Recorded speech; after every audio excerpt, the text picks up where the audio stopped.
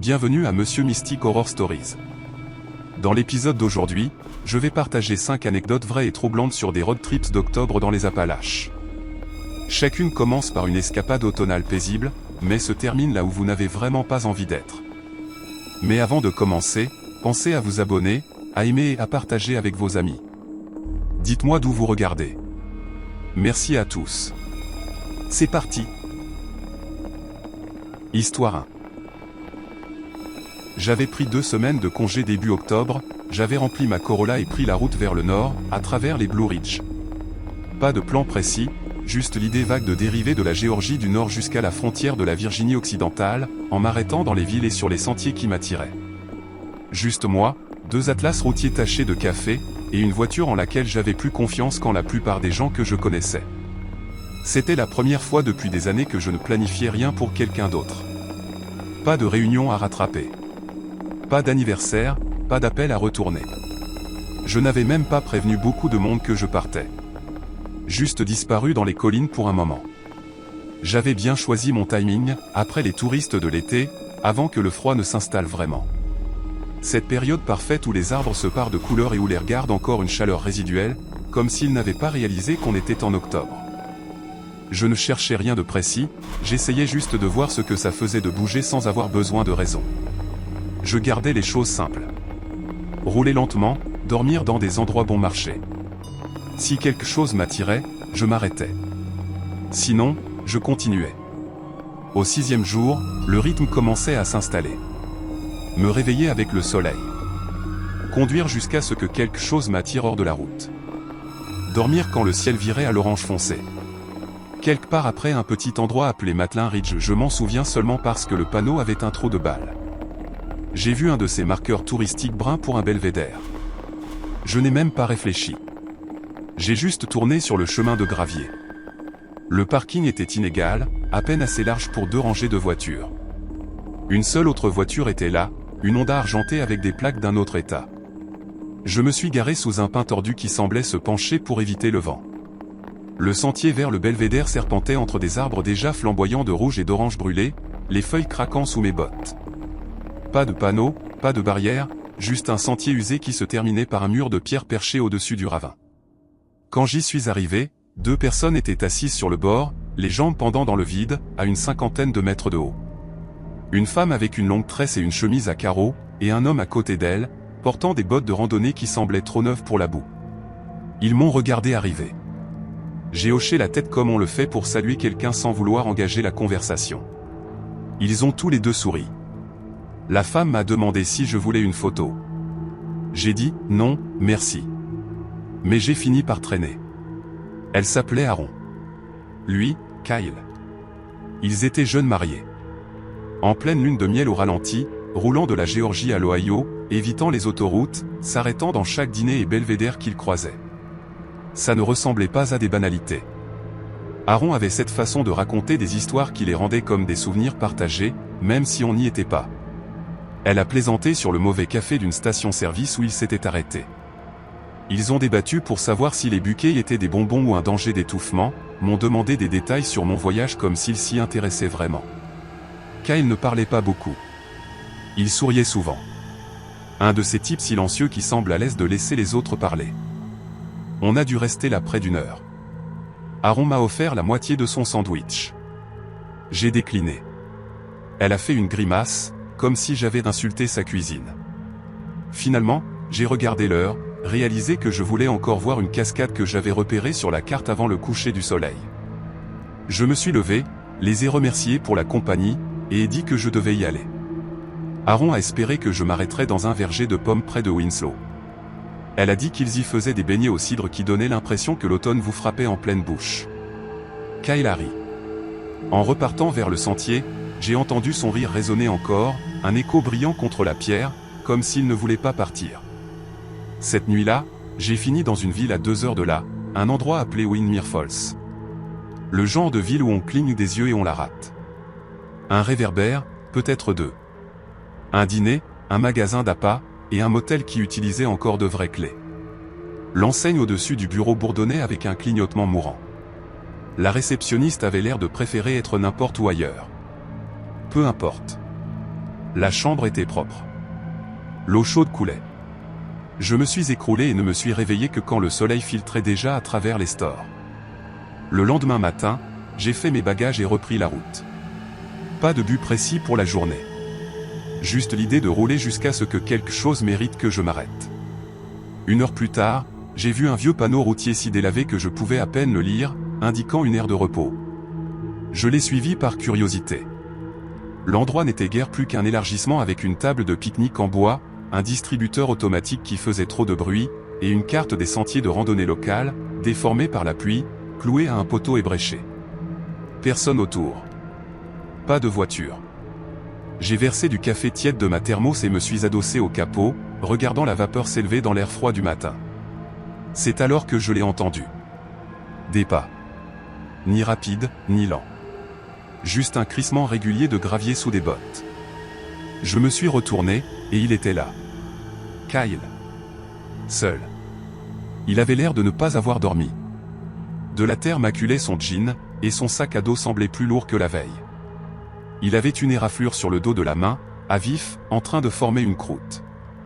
Je lui ai demandé si tout allait bien. Il a eu l'air surpris de me voir, juste une seconde, puis a souri trop vite et a dit qu'Aaron était tombé malade pendant la nuit. Quelque chose qu'elle avait mangé, peut-être. Qu'elle ne voulait pas gâcher la fin du voyage, alors elle avait pris un VTC jusqu'à Matlin Ridge et s'était enfermée dans un motel. J'ai hoché la tête, même si rien de tout ça n'avait de sens. Il m'a demandé où je me rendais. J'ai répondu que je n'en savais rien encore. Il a dit qu'il allait à Mason Hollow. Que le belvédère là-bas était encore mieux que celui de la veille. Puis il a ajusté son sac à dos, a parlé de devoir continuer où il perdrait son élan, et m'a dépassé comme si de rien n'était. On s'est dit au revoir une nouvelle fois, mais ce n'était pas pareil. Il y avait quelque chose dans la façon dont il avait prononcé son nom, trop décontracté, trop répété. Et puis, qui prend un VTC depuis un sentier de randonnée? Il n'y avait pas de réseau là-bas. Je suis monté dans la voiture et j'ai continué à rouler, mais mes mains serraient le volant si fort que mes jointures blanchissaient. Cette nuit-là, j'ai dormi dans une cabane louée près de Delmire Bluff. Pas de signal, pas d'internet, juste une couverture fine, une pile de livres de poche et un vent qui ne cessait de cogner quelque chose contre le côté de la cabane. Je n'ai pas beaucoup dormi. Je n'arrêtais pas de penser à l'éraflure sur la main de Kyle, au fait que, quand je l'avais croisé ce matin-là, il avait déjà raconté une histoire différente à quelqu'un d'autre. Le lendemain matin, je suis arrivé à Elm Spring à la recherche d'essence et de café.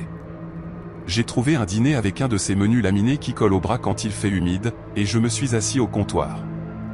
La télé dans le coin était en sourdine, branchée sur une chaîne locale. Le bandeau en bas de l'écran m'a glacé le sang. Femme disparue près de Matlin Ridge. 8 octobre, puis sa photo. C'était Aaron. Même tresse, même sourire, même chemise à carreaux que sur le belvédère. L'article disait qu'elle était tombée lors d'une randonnée avec son mari. Il avait signalé sa disparition ce soir-là. Elle avait reculé pour prendre une photo et avait disparu par-dessus le bord. Les équipes de recherche étaient sur place depuis. Toujours pas de corps retrouvé. Mais voici ce qui m'a le plus frappé, je les avais rencontrés le 9, ce qui signifiait que, le lendemain matin, quand j'avais vu Kyle, il avait déjà raconté cette histoire. Il avait déjà signalé sa disparition. Déjà dit à la police qu'elle était tombée. Pourtant, quand il m'avait vu, il avait dit qu'elle se reposait dans un motel, malade, en train de se remettre. Pas un mot sur une chute, pas une trace de panique, juste ce même sourire poli. J'ai laissé mon petit déjeuner à moitié mangé, payé en liquide, et conduit jusqu'au bureau du shérif le plus proche, à 2 villes de là.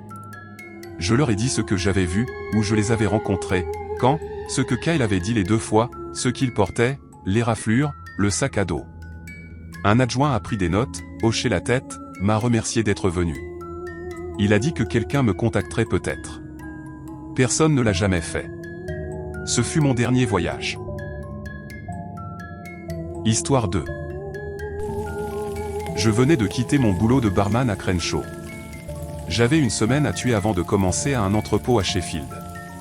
Je ne voulais pas la passer affalée sur le canapé à regarder des rediffusions et à vérifier mon solde bancaire, comme je le faisais d'habitude quand j'avais des jours de congé. Alors, j'ai rempli ma Camry. Elle tenait à peine debout, pneus lisses, chauffage capricieux, un voyant moteur allumé depuis juillet. Mais elle roulait encore. J'ai balancé un sac de sport dans le coffre, rempli un sac de courses de barres de céréales, de bouteilles d'eau et d'une lampe torche pathétique. Puis j'ai pris la direction des Blue Ridge. Pas d'itinéraire, pas de réservation. Juste l'idée de faire un tour sur les routes secondaires du sud de la Virginie, peut-être frôler l'est du Tennessee si le temps le permettait. J'ai griffonné quelques noms de villes sur une serviette en papier le matin de mon départ, surtout d'après des panneaux routiers et un blog de voyage bizarre que j'avais survolé la veille. Rien d'officiel, juste assez pour me donner l'impression de ne pas improviser complètement. J'ai dit à mon colocataire Nat que je donnerais des nouvelles tous les 2 jours. Il a levé un sourcil, demandé si j'emportais un couteau ou un truc du genre, et j'ai ri. Je ne prévoyais pas de survie en milieu sauvage, juste une semaine de route, un peu de randonnée légère, et beaucoup de sandwichs au beurre de cacahuètes mangés au volant. Au 4e jour, j'étais en pleine cambrousse. Pas de réseau, pas de fast-food, pas de station-service avec des terminaux de paiement, juste des routes sinueuses qui semblaient avoir été tracées pour des chariots et jamais mises à jour. On croise des panneaux peints à la main cloués aux arbres, on voit parfois des chiens dormir en plein soleil sur un porche, mais c'est à peu près tout. Ce jeudi après-midi, je me suis arrêté dans un magasin d'appât près du lac Corroin. Juste une baraque poussiéreuse avec des vers vivants dans un frigo et un type derrière le comptoir qui semblait taillé dans de l'écorce. On a discuté quelques minutes de la météo et des truites, puis il m'a parlé d'un sentier à proximité. Il a dit que ça faisait environ 11 km aller-retour. Pas de panneaux, juste des rubans de marquage attachés aux branches. Pas sur les cartes, a-t-il ajouté, comme si c'était censé être un argument de vente. Je me suis dit, pourquoi pas? J'avais le temps et je n'avais rien fait de physique depuis le premier jour. La randonnée en elle-même n'était pas méchante, un peu raide par endroits. Beaucoup de rochers moussus et de troncs d'arbres à enjamber, et un ruisseau qui vous surprend vers le 3e kilomètre. Je n'ai croisé personne de toute la durée. Je suis revenu à la voiture juste au moment où le soleil commençait à se coucher derrière les collines. Le plan était simple, rouler jusqu'à 2 villes plus loin, vers un motel pas cher que j'avais noté. 39 $ la nuit. Un vieux bâtiment en briques avec des chaises en plastique devant et un distributeur automatique qui marchait à peine. Pas d'enseigne de chaîne, juste un néon, vacancy, qui bourdonnait quand il s'allumait. Ça avait l'air du genre d'endroit qui survivait grâce aux pêcheurs et aux voyageurs de commerce depuis les années 70. J'ai quitté le parking en gravier avec les vitres entr'ouvertes, le GPS complètement mort. Je roulais à la mémoire maintenant, ces indications vagues sur la serviette, et un sens général de « direction est ». La route était typique de la région. Pas de ligne de démarcation, pas de réverbère, juste de l'asphalte qui s'effilochait et des feuilles mortes avalant les bords. Après 20 minutes, j'ai repéré une paire de phares dans le rétroviseur. Ça m'a marqué surtout parce que je n'avais pas croisé une seule voiture depuis avant la randonnée. Pas même une garée. Mais ce n'était pas juste, oh, un autre voyageur. Les phares ne se comportaient pas normalement. Ils n'ont pas accéléré pour me doubler. Ils ne sont pas restés en arrière non plus. Ils sont juste restés là. Même distance, même lueur. Au début, je me suis dit que c'était peut-être un local, quelqu'un qui connaissait mieux ces routes que moi et ne voulait pas coller un étranger. Mais il y avait plein d'endroits où il aurait pu me dépasser. Des portions dégagées, des courbes douces. Il ne l'a pas fait. Il est juste resté là, calé derrière moi, comme s'il me suivait à la trace. Ça, c'était déjà assez bizarre. Mais ensuite, les écarts ont commencé. Pas des embardées folles, juste de petits décalages. Les pneus frôlant à peine la ligne centrale, puis revenant. Comme s'il jouait avec moi ou se moquait de rester dans sa voie. Ce n'était pas le genre de mouvement qu'on fait quand on est ivre. C'était trop régulier, trop intentionnel, comme s'il essayait de voir comment je réagirais. J'ai serré le volant plus fort, fixé la route droit devant, gardé ma vitesse stable, mais je le surveillais. Toutes les quelques secondes, un coup d'œil dans le rétroviseur. Toujours les mêmes phares, même distance, ni plus près, ni plus loin. J'ai tendu la main vers la radio, espérant capter quelque chose. De la musique, une émission, même un téléachat, n'importe quoi d'humain. Tout ce que j'ai eu, c'était des parasites. J'ai réalisé que je n'avais pas croisé une seule maison depuis ce qui me semblait être 20 minutes. Pas de boîte aux lettres, pas de panneaux, juste la route et les arbres. Ça a commencé à ressembler à un monde réduit à nous deux. Moi et celui qui était derrière, enfermés dans ce jeu silencieux. Puis j'ai vu un espace de stationnement. Pas un vrai, juste une bande de gravier près d'une clôture rouillée. Pas de panneau, pas de barrière, juste assez de place pour garer une voiture sans bloquer la route. J'ai ralenti, me suis engagé, et j'ai fait semblant de vérifier mon téléphone. Les phares derrière moi ont ralenti et se sont arrêtés. Pas à côté de moi, pas devant. Ils se sont arrêtés juste avant le virage, assez loin pour que je ne distingue pas le véhicule. Juste ces deux lumières qui brûlaient, fixes. Ils ne m'ont pas dépassé. Ils n'ont pas reculé. Ils n'ont même pas avancé d'un centimètre. J'ai éteint mes phares. Je suis resté là dans le noir, retenant mon souffle. J'ai attendu. Toujours rien. Pas même un frémissement de mouvement. C'est ça qui m'a glacé le sang. Pas seulement qu'ils me suivaient, mais qu'ils ne semblaient pas pressés. Comme s'ils avaient tout leur temps. Finalement, je n'en pouvais plus. J'ai passé la vitesse et j'ai démarré en trombe, les pneus projetant du gravier alors que je rebondissais sur la route. Leurs phares se sont rallumés derrière moi dès que j'ai bougé. Cette fois, ils ont réduit l'écart, et pas lentement. Ils ont bondi vers l'avant jusqu'à ce que leur faisceau inonde ma lunette arrière, si brillant que je distinguais à peine la route devant moi. J'ai appuyé à fond. J'ai pris les virages trop vite. Je sentais les pneus déraper sur les bords mous, la Camry tremblant chaque fois que je la poussais trop fort. Ils m'ont collé. Chaque courbe, chaque creux, je ne pouvais pas les semer. J'ai tourné sur un chemin de terre sans réfléchir, espérant juste les perdre. J'ai slalomé sur un sentier étroit bordé d'arbres si proches que j'entendais les branches frôler les côtés. Pas de chance. Ils étaient toujours là, juste derrière moi. Même lumière, même distance, même pression. À un moment, j'ai fait demi-tour, j'ai essayé de prendre une boucle que j'avais repérée plus tôt, espérant peut-être les piéger dans un cercle. Ça n'a pas marché. Ils étaient là encore, comme s'ils connaissaient chaque mouvement avant que je ne le fasse. J'ai commencé à paniquer, d'une manière calme et mesurée. Pas de cris, juste cette peur qui vous serre la poitrine et vous glace les mains sur le volant. Il n'y avait personne à appeler, personne à héler. Même si j'avais trouvé un flic, qu'est-ce que j'aurais pu dire ? Ils me suivent, n'est pas illégal. Pas vraiment. Finalement, j'ai repéré un panneau routier.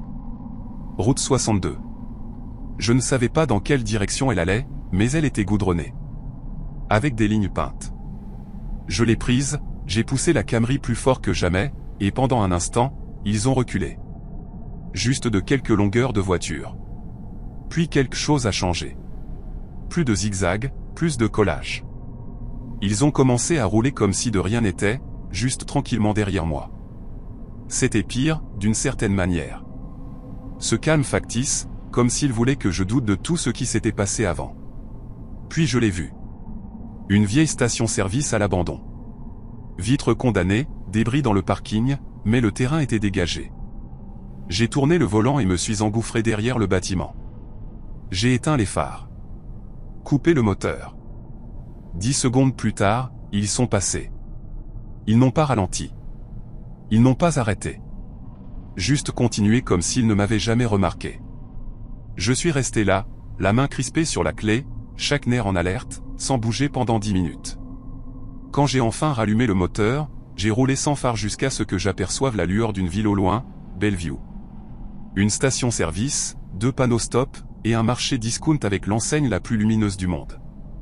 Je me suis garé en dessous et j'y suis resté toute la nuit. Je n'ai pas pris de chambre au motel, je ne suis pas sorti de la voiture. J'ai verrouillé les portes, remonté ma veste jusqu'au menton, et me suis endormi sur le siège, une main toujours sur le volant. Le lendemain matin, j'ai trouvé ce motel, j'ai payé pour 2 nuits, et je ne suis pas sorti. Après ça, je me suis tenu aux autoroutes. Plus de routes secondaires, plus de randonnées en solo, et je n'ai jamais revu cette voiture. Histoire 3. C'était en octobre, juste au moment où les feuilles commençaient à changer dans les montagnes. Une de ces années où les couleurs arrivaient tôt et en force. Je ne voulais pas gâcher ça sur un canapé ou en marathon de série. Alors, j'ai jeté quelques affaires dans mon Subaru et j'ai pris la route vers le sud. Je ne l'avais pas vraiment planifié. C'était un peu le but. J'ai balancé un sac de couchage, 2 vieilles chemises en flanelle, un pot de beurre de cacahuète à moitié vide, un sac de granola, et quelques bidons d'eau. Des vêtements, une bâche, une lampe torche, et un vieux couteau multifonction rouillé que j'avais depuis le lycée. C'était à peu près tout. Pas de glacière, pas de tente, juste ce qui semblait léger et utile. Ma seule règle, pas d'autoroute. Je voulais des routes tranquilles, celles qui prennent plus de temps, mais qui donnent l'impression de vraiment voyager, pas juste de foncer d'un point à un point B. Je gardais mon téléphone en mode avion la plupart du temps, en partie pour économiser la batterie, en partie parce que ça ne marchait pas bien dans les collines de toute façon. Au 3e jour, j'étais quelque part dans le sud de la Virginie, traversant de petites villes de montagne avec plus de brocantes que de stations-service. Je me souvenais d'une chose que mon pote Nat m'avait raconté des mois plus tôt. On parlait de road trips et il avait mentionné un drôle de tronçon de la Blue Ridge Parkway. Il avait dit que c'était comme une poche oubliée de la carte. C'était l'expression qu'il avait utilisée. Il avait dit qu'elle serpentait autour de collines épaisses et plongeait dans une longue vallée avec presque aucun panneau ni arrêt. Vraiment isolé. Pas de poste de rangers, pas d'aire de repos officiel, juste toi et les bois. Il n'y était allé qu'une fois des années plus tôt, mais ça l'avait marqué. Alors j'ai trouvé ce que je pensais être la route dont il parlait. Étroite, sinueuse, bordée d'arbres si denses qu'ils semblaient presque noirs en fin d'après-midi, et j'y suis engagé. Je n'ai pas croisé une seule voiture pendant ce qui a dû être au moins 1 heure. C'était juste moi et la route. La canopée au-dessus de moi était comme un tunnel d'orange et d'or. Quelques feuilles flottaient en descendant, effleurant le pare-brise comme des doigts légers. C'était un de ces trajets qui semblent intemporels. Aucun bruit à part le moteur. Pas de panneaux, pas de bâtiments, pas de clôture, juste les bois qui s'étiraient à l'infini. C'était beau, mais pas d'une manière postale. Plutôt comme si j'avais glissé dans un coin oublié du monde. Finalement, j'ai vu un espace de stationnement en gravier sur la droite. Rien d'officiel. Pas de panneaux, pas de barrière, juste une petite boucle de pierre concassée à quelques mètres de la route, avec un cercle de feu improvisé fait de pierre noire au centre. Quelqu'un avait clairement campé ici avant. J'ai pensé que c'était un endroit aussi bon qu'un autre. Mieux que de risquer une collision nocturne avec un cerf sur des virages inconnus. J'ai reculé, laissé les clés sur le contact, et étendu ma bâche à côté de la voiture. Le froid est arrivé vite avec le coucher du soleil. J'ai enfilé les 2 chemises en flanelle, fermé mon sac jusqu'en haut et me suis allongé sur le dos, regardant les cimes des arbres s'estomper en silhouette sombre. Je ne sais pas combien de temps j'ai dormi. Peut-être 1 heure, peut-être moins, quand je me suis réveillé à cause d'un bruit qui n'avait pas sa place. Du gravier, des pneus sur du gravier. Des phares ont balayé les arbres sur le côté. Et pendant 1 seconde, tout autour de moi s'est illuminé. Puis de nouveau l'obscurité. Quelqu'un s'est égaré. Pas complètement, juste assez pour que ces phares frôlent ma voiture et s'éteignent. C'était un gros pick-up, silhouette carrée, pas de plaque visible, carrosserie sombre. Noir, peut-être vert foncé. Difficile à dire dans la faible lumière. Il est resté là, au ralenti. J'ai attendu, pensant que c'était peut-être quelqu'un d'autre qui s'arrêtait pour se reposer ou faire demi-tour, mais personne n'est sorti. 5 minutes ont passé, puis 10. Toujours rien. Juste le bourdonnement sourd du moteur. J'étais complètement réveillé à ce moment-là, assis, mes bottes lacées, aux aguets. Puis la lumière de l'habitacle s'est allumée, a tenu 1 seconde, et s'est éteinte. Ce simple éclair de lumière m'a glacé l'échine. Je ne sais pas pourquoi, mais ça semblait délibéré. C'était le premier vrai moment où j'ai pensé, c'est mauvais. Je me suis levé lentement et j'ai essayé de faire comme si je m'étirais, détendu, normal. Mais à l'intérieur, tout était tendu. Puis les phares se sont rallumés, plein phare. J'ai protégé mes yeux et j'ai reculé instinctivement. Le camion a bondi en avant. Pas violemment, juste un mouvement sec. Pas vers la route, vers moi. Je me suis précipité derrière ma voiture, accroupi près de la roue arrière. Le camion s'est arrêté net. Toujours personne n'est sorti. Pas de voix, pas de mouvement, juste cette lueur blanche implacable et le tic-tac doux du moteur. Puis il y a eu un coup de gaz. Une accélération brutale, courte et aiguë. Puis de nouveau le silence. J'ai crié, juste pour briser la tension. Et ma voix sonnait bizarre dans l'espace ouvert. Fine, petite, sans réponse. Puis le camion a reculé de quelques mètres, avant de rouler à nouveau vers l'avant, plus lentement cette fois. On aurait dit qu'il attendait quelque chose. Je ne lui en ai pas donné l'occasion. J'ai attrapé mon sac, laissé le reste, et j'ai foncé droit dans les arbres derrière moi. Il n'y avait pas de sentier, juste la forêt brute, celle qui avale la lumière et le son. Plus je m'enfonçais, plus les branches fouettaient mes bras et mon visage. Les racines accrochaient mes pieds. J'ai continué à avancer. J'ai dû faire une trentaine de mètres et me suis écroulé derrière un arbre tombé, haletant, la poitrine contre la terre froide. J'ai éteint ma lampe torche, j'ai écouté. D'abord, rien. Puis j'ai entendu un nouveau craquement, des pneus, mais pas sur du gravier, sur des feuilles. Il avait engagé le camion sur le bas-côté et roulait le long de la lisière des arbres. Lent, méthodique. Puis le moteur s'est coupé, une portière s'est ouverte, des bottes ont touché le sol. Pas de lampe torche, pas de cris, juste des pas dans les feuilles. Plus près. Puis ce bruit encore. Du métal qui cliquetait, comme une barre à mine frottant contre la benne du camion. Il marchait vers les arbres. Droite vers l'endroit où j'étais. Je me suis aplati, figé. Je ne pouvais même pas avaler. Il s'est approché. Tellement près que j'entendais ses vêtements bouger à chaque respiration. Puis plus rien. Il est juste resté là. J'ai compté dans ma tête. J'ai atteint 63 avant de l'entendre tourner. Les pas se sont éloignés. La portière du camion s'est refermée. Le moteur a démarré. Il est parti. Je n'ai toujours pas bougé. J'ai attendu. Ça a dû être une autre heure complète avant que j'ose me relever. Quand je suis retourné sur le site, ma voiture était toujours là. Mais le capot était ouvert. Je me suis approché. Il l'avait démonté. La batterie avait disparu. Les fils étaient sectionnés et pendaient. Même le boîtier à fusible avait été forcé. Le capot du distributeur avait disparu. Je n'ai rien touché. Je n'ai même pas regardé à l'intérieur. J'ai enfilé mon sac sur une épaule et j'ai commencé à marcher. Je ne savais pas où. Je m'en fichais. Je devais juste m'éloigner le plus possible de cet endroit. Je suis resté sur la route, la tête baissée, les oreilles tendues vers chaque bruit. Après 2 longs et lents kilomètres, j'ai vu un bâtiment niché dans les bois. Une petite église, peinture blanche, une croix en bois au-dessus de la porte, pas de clocher. Il y avait 2 voitures garées devant, les lumières allumées à l'intérieur. J'ai fait le tour et j'ai frappé. Un homme a ouvert. Plus âgé, la cinquantaine peut-être, chemise à carreaux, barbe grise, regard calme. Je lui ai dit que mon flingue s'était retourné contre moi en randonnée. Pas de téléphone, pas de voiture. Il n'a pas posé de questions. Il s'est juste écarté et m'a laissé entrer.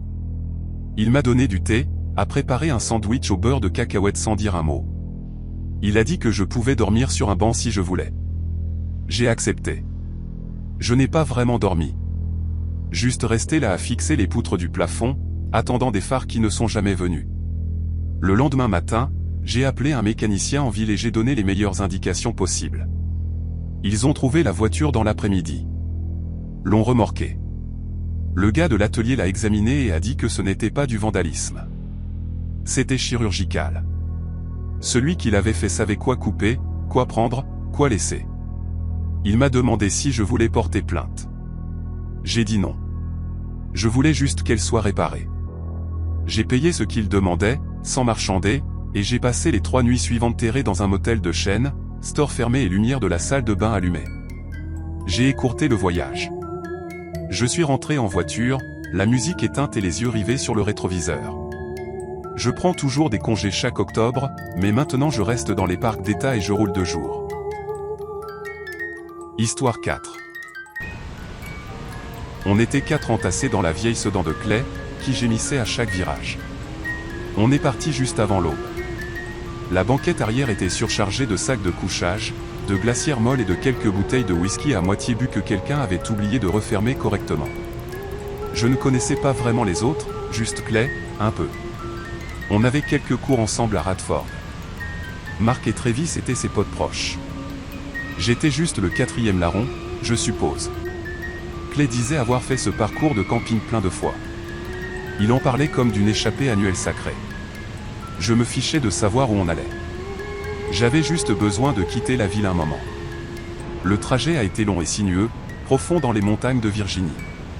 Le genre de route où le GPS cesse de fonctionner après le 3e virage hors de l'autoroute.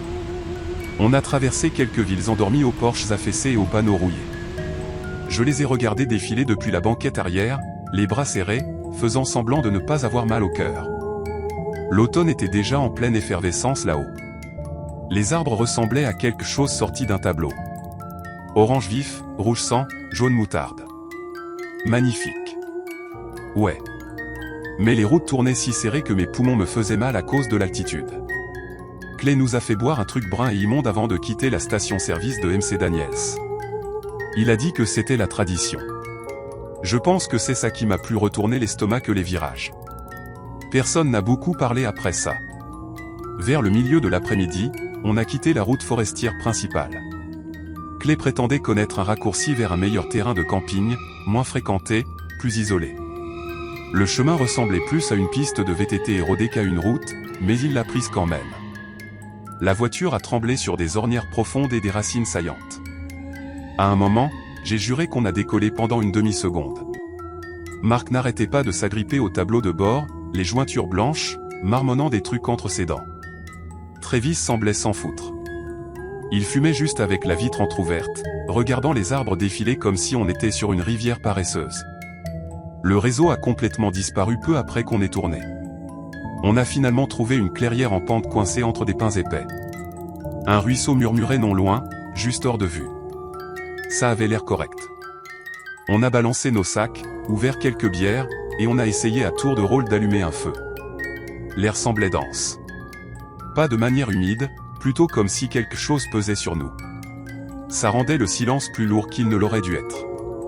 Cette nuit-là, on est resté assis autour du feu à raconter le genre d'histoire qu'on ne raconte que quand on est déjà un peu bourré.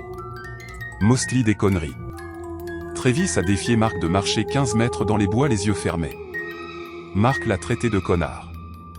Clay s'est éloigné quelques minutes et est revenu en prétendant avoir vu un cerf debout là, complètement immobile, à le regarder. Il a dit que ses yeux avaient l'air trop humains. On a ri, bien sûr. On a dit qu'il avait probablement vu une souche. Je n'ai pas beaucoup dormi.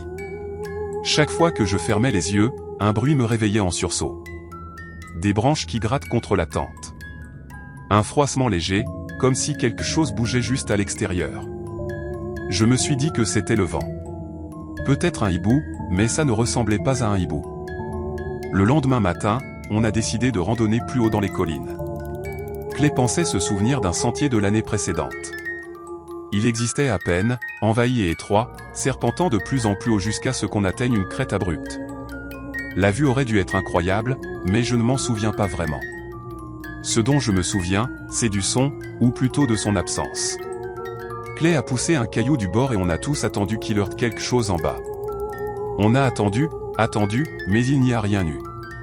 Pas de crash. Pas même un bruissement. En redescendant, Travis a trébuché sur une racine et s'est écrasé au sol. Il s'est entaillé la main sur une pierre tranchante. Le sang a coulé vite et il a paniqué, hurlant contre Marc comme si c'était de sa faute de ne pas l'avoir prévenu. Puis il s'est tu, s'est assis là à fixer la coupure comme si ce n'était même pas la sienne. Finalement, il s'est relevé, serrant toujours sa main, et a dit qu'il en avait marre de ce délire survivaliste à la noix. Il a dit qu'on pouvait bien rester et se faire bouffer par des ours ou des fantômes, pour ce qu'il en avait à faire. Il retournait vers le camp, mais comptait d'abord marcher pour se calmer. Il a prétendu qu'il reviendrait avant la nuit. On l'a laissé partir. Aucun de nous ne pensait vraiment qu'il le ferait. Mais la nuit est tombée et il n'est pas revenu. On a crié son nom, on a fait des boucles autour du camp. Rien. À la nuit tombée, on a abandonné et espéré qu'il réapparaîtrait, énervé, le lendemain matin. Cette nuit-là a été pire que la première. Le feu ne cessait de s'éteindre, peu importe combien de bois on y mettait. L'air s'est fait plus froid et une drôle d'odeur est apparue, que je n'arrivais pas à identifier, comme de l'écorce mouillée ou de la sueur ancienne. Je suis resté des heures dans ma tente, les oreilles tendues vers le moindre bruit de mouvement. Je n'ai rien entendu, juste ce silence épais et horrible. À l'aube, Clay avait l'air en piteux état, les yeux creusés, le visage pâle. Il a dit avoir vu Travis revenir pendant la nuit. Il a dit l'avoir regardé ouvrir lentement la fermeture de la tente, puis rester là dans le noir, à le fixer. Clay lui a demandé où il était allé. Il a dit que Travis n'a pas parlé, n'a pas cligné des yeux, s'est juste retourné et a marché vers les arbres. Quand on lui a demandé pourquoi il ne l'avait pas suivi, Clay a juste secoué la tête et dit « Je ne sais pas, mec. Je n'ai pas pu bouger. » On a plié bagages rapidement après ça. Personne ne l'a dit à voix haute, mais on en avait tous marre. Les routes pour sortir semblaient encore moins familières. On a essayé de suivre la piste de terre, mais on tombait sans cesse sur des bifurcations qu'on ne se souvenait pas avoir vues. Chaque tournant menait à plus d'arbres, plus de silence. À un moment, on est passé devant une rangée de vieux mobil-homes, l'un avait une lumière allumée à l'intérieur, mais personne n'est sorti quand on a klaxonné. Un autre virage nous a menés devant un magasin condamné. Toujours pas d'humains. À ce moment-là, il faisait de nouveau nuit. On a coupé le moteur à un moment, juste pour écouter. C'est là qu'on a entendu les coups. D'abord doux, un coup, puis un autre. Plus fort, sur le toit. Marc a à peine chuchoté. Clay tremblait si fort que les clés tintaient dans sa main. J'ai voulu crier, je n'ai pas pu. Je me suis glissé sur le siège avant et j'ai tourné la clé. Rien. Batterie morte. On n'a pu parler le reste de la nuit. Juste rester assis là, à fixer droit devant, attendant que ce qui était dehors termine ce qu'il avait commencé. Au matin, tout avait l'air normal. Pas de bosse, pas d'éraflure, pas de traces. Le toit était propre. Juste quelques aiguilles de pain tombées. On s'est forcé à en rire. On a dit que ça devait être un raton laveur, mais aucun de nous n'y croyait vraiment. On a finalement capté un signal faible sur une crête et envoyé un SMS au frère de Clay. On lui a donné une idée approximative de notre position en se basant sur ce dont Clay se souvenait de ses précédents voyages. Ça lui a pris une demi-journée pour nous trouver. On n'a pas beaucoup parlé sur le trajet du retour. Travis n'est jamais réapparu. On a dit aux gens qu'il s'était éloigné pendant une randonnée et n'était pas revenu. C'était vrai, d'une certaine manière. Ça ne couvrait juste pas le reste. Quelques semaines plus tard, je roulais sur une route secondaire juste à l'extérieur de Monroe, chez moi en Caroline du Nord.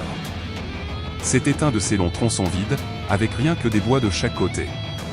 C'est là que je l'ai vu marcher sur le bas-côté, la tête basse, sa veste déchirée sur un côté. Cette déchirure était la même que celle que Travis s'était faite quand une branche l'avait accroché sur la crête.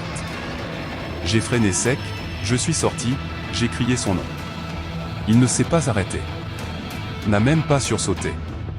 A juste continué à marcher droit dans les arbres, comme s'il était à sa place. Je suis resté figé pendant des minutes, essayant de décider si je devais le suivre, mais je ne l'ai pas fait. Je suis remonté dans la voiture et je suis rentré, serrant le volant comme s'il risquait de s'envoler. Plus tard, j'ai dit à Clay ce que j'avais vu.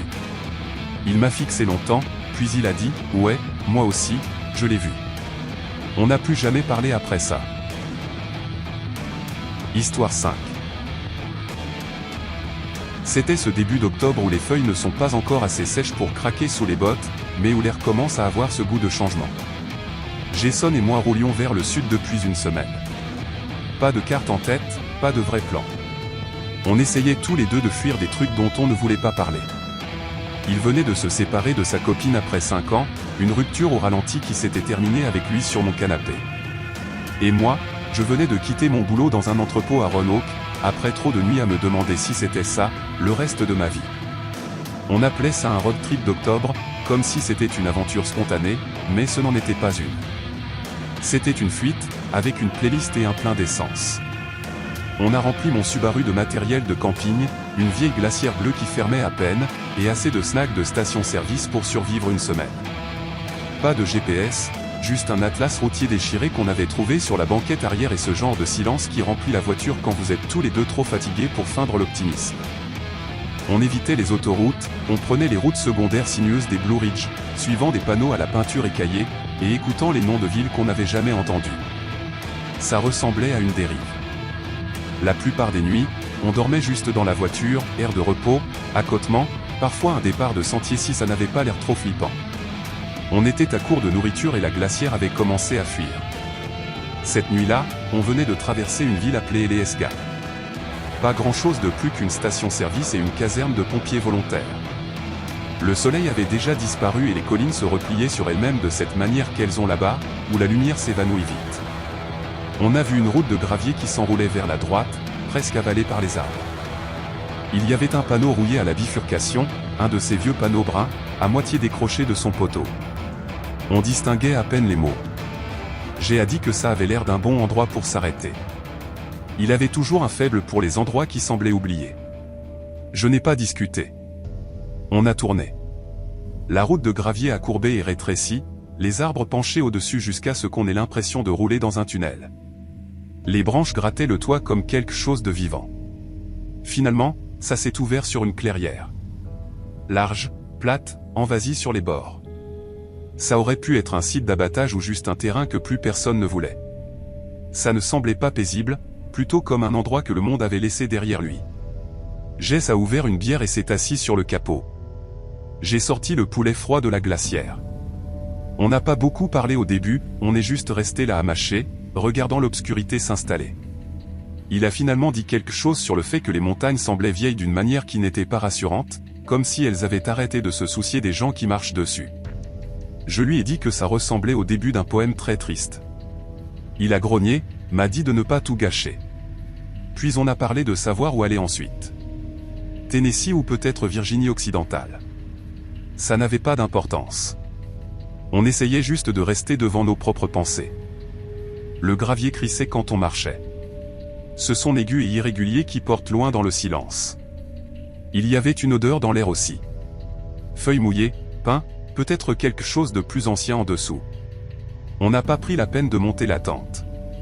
Trop de boulot pour une seule nuit. Jess s'est allongée sur la banquette arrière et s'est endormie avec son manteau sur le visage. J'ai incliné le siège conducteur et remonté ma propre veste autour de mon cou. La lampe torche qu'on avait utilisée plus tôt était toujours coincée contre le tableau de bord, projetant cette lueur jaune terne vers le plafond. Ça donnait à la voiture une drôle de lueur, comme si on était sous l'eau. Je dois m'être endormi. Quand je me suis réveillé, la lampe torche était éteinte. Tout semblait plus froid. Les vitres étaient embuées par ma respiration et mon téléphone ne voulait pas s'allumer. Batterie morte. Je me suis assis et j'ai essuyé une partie avec ma manche. Je ne voyais pas grand-chose, juste les contours sombres des arbres. Puis j'ai réalisé que Jess était assis aussi. Il n'avait rien dit. Il fixait juste droit devant à travers le pare-brise. Son visage semblait pâle dans la faible lumière. Je lui ai demandé quelle heure il était. Il n'a même pas cligné des yeux. N'a pas répondu. A juste continué à regarder devant. Alors j'ai regardé aussi. Il y avait quelque chose qui se tenait dans la clairière. Juste assez loin pour que je ne distingue aucun détail. Pas en mouvement, pas en train de bouger, juste debout là, grand, avec de larges épaules et quelque chose drapé sur lui comme un manteau ou peut-être une cape. La silhouette n'avait pas de sens. Trop symétrique, trop immobile. Pendant une seconde, j'ai pensé que c'était un arbre, mais il n'était pas là avant. J'en étais sûr. Jess n'a rien dit jusqu'à ce que je chuchote, toi aussi, tu le vois. Il a hoché la tête, presque comme si ça lui faisait mal de bouger. Je ne sais pas combien de temps on est resté assis là. Ça ne bougeait pas. Ne se balançait pas avec la brise. Ne respirait pas. Juste debout là, comme si ça attendait qu'on le remarque. J'ai essayé de me dire que c'était un chasseur.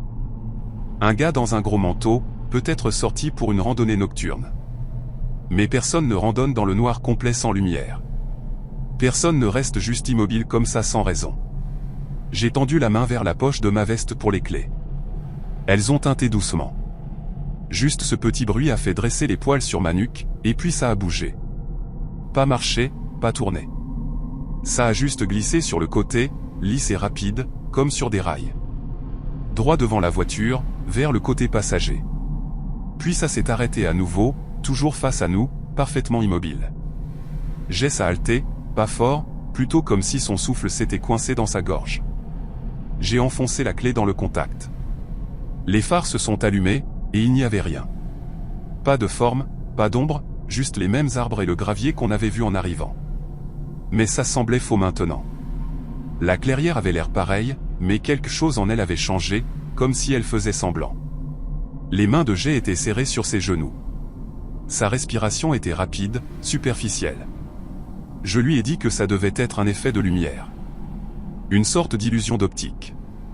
Il n'a pas répondu. Il a juste pointé le rétroviseur latéral. J'ai regardé et c'était là encore, derrière nous, juste à la lisière de la lueur rouge des feux arrière. Même forme, même immobilité, face à la voiture. Je n'ai pas réfléchi. J'ai juste passé la marche arrière. Le gravier a volé sous les pneus alors qu'on reculait brutalement. Jess a hurlé mon nom. Puis il y a eu un bruit sourd. Quelque chose de solide sous les roues. La voiture a sursauté. J'ai freiné à fond. On a tourné, mais il n'y avait rien. Pas de corps, pas de forme, pas de branche ni de pierre, juste du gravier. J'ai passé la première et j'ai accéléré. La voiture a dérapé légèrement avant de reprendre. On a dévalé la route de gravier. Les branches frappaient les côtés comme des bras qui tendaient vers nous. Je ne me suis pas arrêté en atteignant le goudron. Je n'ai pas respiré avant de voir le panneau de l'autoroute pour la route 17. On n'a pas beaucoup parlé pendant un long moment. Finalement, je me suis arrêté dans une station-service, j'ai laissé le moteur tourner. J'ai dit qu'il devait pisser et est entré. J'ai regardé la porte, à moitié en attendant qu'elle ne s'ouvre plus. Mais il est revenu, pâle et silencieux. Il est monté dans la voiture et a dit « Allons quelque part où il y a des gens ». Alors on a roulé jusqu'à ce qu'on trouve un dîner avec une enseigne au néon clignotante qui disait « Ouvert toute la nuit ». À l'intérieur, ça sentait le pain grillé brûlé et le vieux café. Un adjoint du shérif était assis au comptoir, discutant avec la serveuse. Jess s'est dirigé droit vers lui, sans hésiter. Il a demandé si quelqu'un avait signalé quelque chose de bizarre du côté de Laurel Creek. L'adjoint a levé les yeux très lentement, a posé sa tasse, et a demandé si on était passé après le kilomètre 12. On a dit « ouais ».